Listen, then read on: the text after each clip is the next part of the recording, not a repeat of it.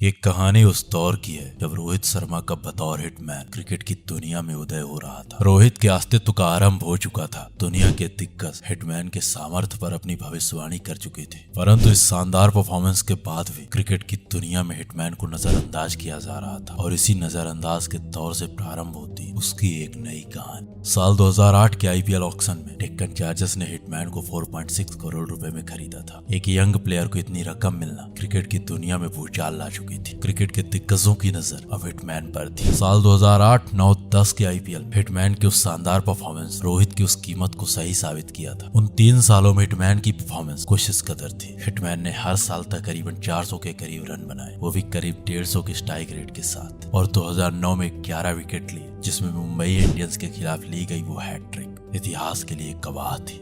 फिर आया 2011 का आईपीएल ऑक्शन और इस आईपीएल ऑक्शन में हिटमैन को बिना बताए डेक्कन चार्जर्स आईपीएल ऑक्शन में उतार। एक प्लेयर जिस टीम को लीड करना चाहता, जिसके लिए वो कई सालों से अच्छा खेल दिखा रहा था, उसे बिना बताए डायरेक्ट आईपीएल के ऑक्शन में उतार दिया जाता है। नमस्कार, आप देख रहे हो द डॉक्यूमेंट्री का special episode the revenge of hitman. ये कहानी साल 2011 की है जब डेक्कन चार्जर्स ने हिटमैन को डायरेक्ट आईपीएल ऑक्शन में उतार दिया था। कई टीम्स बोली लगाने जाती है, लेकिन मुंबई इंडियंस ने 13 करोड़ में हिटमैन को अपनी टीम में शारिक कर लिया था। दुनिया की नजरों में ये प्राइस बहुत ज्यादा थी। ऐसे में कई मीम्स बनते हैं तो कई टीम्स ने मजाक बनाया। ऐसे हालात में हिटमैन के पास अब वक्त था उन मजाक का जवाब देने का। आईपीएल का चौथा सीजन 9 अप्रैल 2011, विशाखापट्टनम का वो मैदान, एमआई वर्सेस डीसी। दोनों टीमों के कप्तान मैदान पर उतर चुके थे। मैदान में सिक्का उछाला जाता है और सिक्का डीसी के कप्तान संगाकारा के पक्ष में गिरा। संगाकारा ने पिच को देखकर पहले बल्लेबाजी करने का निर्णय लिया। डीसी की ओर से पारी की शुरुआत करने आए शिखर धवन और पार्थिव पटेल, लेकिन पारी की दूसरी ही बॉल पर पार्थिव पटेल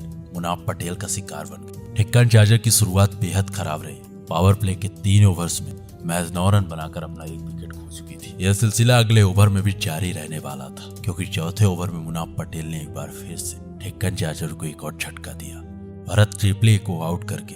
ऐसे हालात में अब डीसी का स्कोर 27 पर 2 विकेट हो चुका था। शुरुआती 5 ओवर्स में मैच पूरी तरह मुंबई इंडियंस के हाथ में था, लेकिन मैच के 6वें ओवर में शिखर धवन ने प्रज्ञान ओझा को मैच 6 गेंदों में 18 रन कूट दिए, जिससे यह स्कोर पावर प्ले खत्म होते होते 27 से 45 पहुंच चुका था। डीसी की ओर से महज एक बल्लेबाज विस्फोटक बल्लेबाजी कर रहा था और वो था शिखर धवन, परंतु धवन का भी ये दाव मलिंगा के सामने टिक ना पाया।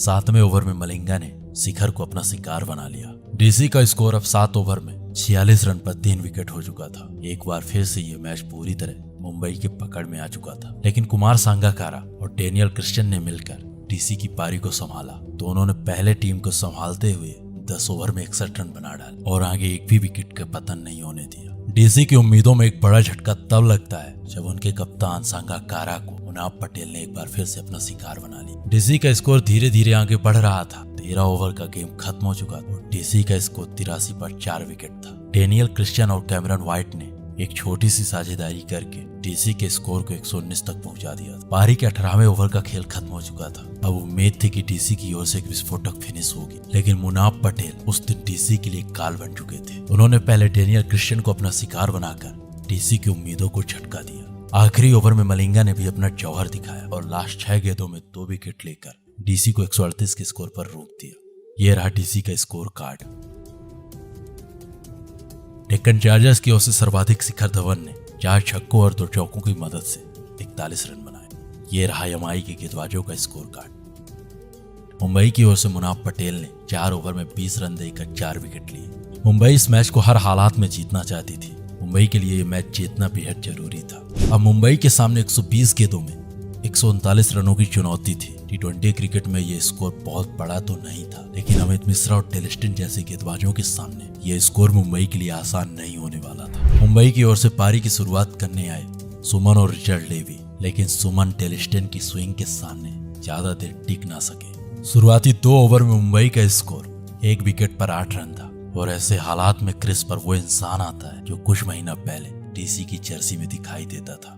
ये दिन, ये पल उसके लिए आसान नहीं था, क्योंकि वो इंसान एक ऐसी टीम के खिलाफ आज खेल रहा था जिसके प्रति उसके इमोशंस जुड़े हुए थे, जिस टीम को वो लीड करना चाहता था, और जिस कदर उसे उस टीम से निकाला गया था वो उसके लिए बेहद अपमानजनक था। ऐसे हालात में हिटमैन अपने इमोशंस को काबू करके मुंबई की पारी को आगे बढ़ाना प्रारंभ करते हैं। हिटमैन के पास आज मौका भी था और दस्तूर भी था अपने सामर्थ्य अपने आप को सिद्ध करने की, क्योंकि अंकित शर्मा और डेल स्टेन के सामने उस दिन मुंबई के बड़े बड़े बल्लेबाज घुटने टेक रहे थे। इन दोनों के स्विंग के सामने ऐसा प्रतीत हो रहा था कि ये मैच भारत में नहीं बल्कि इंग्लैंड में हो रहा है, क्योंकि अगले 2 ओवर में मुंबई इंडियंस मैच 2 रन बना पाती है और डेल स्टेन के स्विंग के सामने अपने घुटने टेक देती है। पावर प्ले के शुरुआती 4 ओवर पूरी तरह डीसी के हाथ में थे, क्योंकि शुरुआती 4 ओवर में मुंबई इंडियंस ने मैच 10 रन बनाए और अपने दोनों ओपनर्स को खो दिया। मैच शुरू होने से पहले जो रन रेट मैच 6 के करीब था, वही रन रेट अब पावर प्ले खत्म होते होते 8 के पार पहुंच चुका था।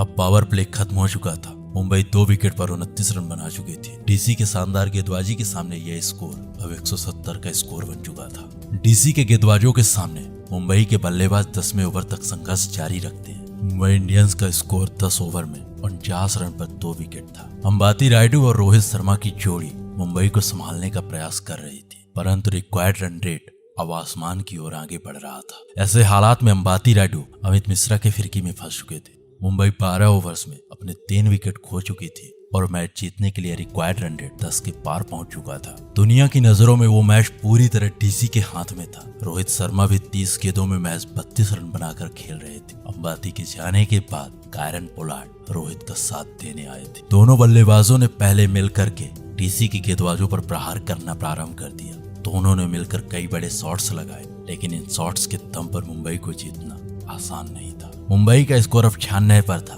कि कायरन भी मुंबई का साथ छोड़ चुके थे। मुंबई अब 94 रन बना चुकी थी। अगले 4 ओवर्स में 45 रनों की जरूरत थी और डेल स्टेन जैसे शानदार गेंदबाजों के सामने ये स्कोर, ये लक्ष्य आसान नहीं होने वाला था। इसी दबाव के कारण 17वें ओवर में कायरन पोलार्ड डेनियल क्रिस्टियन की बॉल पर आउट हो जाते हैं। पोलार्ड ने 18 गेंदों में 24 रनों की एक महत्वपूर्ण पारी खेली। मैच के अगले 3 ओवर्स का खेल बचा हुआ था और मुंबई को जीतने के लिए 37 रनों की जरूरत थी और डीसी को उसे 1 विकेट की, जिसको उन्होंने ऑक्शन में फेंक दिया था। मैच का सारा जिम्मा हिटमैन ने अपने कंधों पर ले लिया। ऐसे हालात में मुंबई की उम्मीदें हिटमैन से थी। मुंबई के लिए मात्र एक सहारा सिर्फ और सिर्फ हिटमैन था। 18वें ओवर में डीसी के कप्तान सांगाकारा ने अमित को गेंदबाजी थमाई और इसी ओवर में हिटमैन ने 14 रन निकाल करके अपना अर्धशतक पूरा किया। धीरे धीरे अब मुंबई आक्रमण पर आ रहा था। हिटमैन के इस आक्रमण की वजह से मुंबई को अगली 12 गेंदों में 23 रनों की जरूरत थी और मैच में अभी भी सिर्फ 2 ओवर फेंके जाने थे और उनमें से एक ओवर था डेल स्टेन का,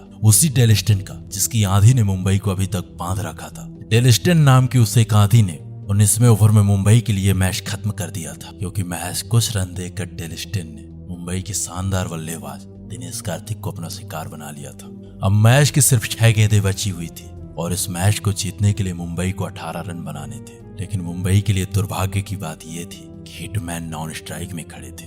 शुरुआती 3 गेंदों में हिटमैन को स्ट्राइक नहीं मिली। ऐसे हालात में हिटमैन का प्रयास था कि अधिक से अधिक गेंदें हिटमैन को मिले। आखिरी ओवर की तीसरी गेंद में लेगबाई के चलते हिटमैन अब मेन स्ट्राइक पर आ चुके थे और अगली 3 गेंदों में मुंबई को जीतने के लिए महज 11 रन बनाने थे। डेनियल क्रिस्टियन की अगली बॉल पर हिटमैन ने एक बड़ा शॉट खेला और इस शॉट के साथ मुंबई को अगली 2 गेंदों में 5 रन बनाने थे। लेकिन 5वीं बॉल पर हिटमैन को महज 2 रन मिले और अब मैच की आखिरी गेंद पर मैच जीतने के लिए हिटमैन को 3 रन बनाने थे। ये 3 रन हिटमैन के लिए बेहद मुश्किल होने वाले थे, क्योंकि इन्हें भाग कर बना पाना उस दिन लगभग असंभव था। ऐसे हालात में हिटमैन के पास सिर्फ 2 ऑप्शन थे, या तो हिटमैन के पल्ले से एक बाउंड्री आए या फिर हिटमैन ये 3 रन भाग जाएं। लेकिन रोहित शर्मा ने इन दोनों ऑप्शंस में अपना एक अलग ही ऑप्शन चुना। उन्होंने डेनियल क्रिस्टियन की आखिरी बॉल पर वो शॉट खेला जिसने डेक्कन चार्जर्स का घुरूट तोड़ दिया। उस एक हारे हुए मैच में हिटमैन ने अपने पराक्रम के दम पर अपनी उस कीमत का सही अंदाजा लगाया। उस एक हारे मैच में हिटमैन ने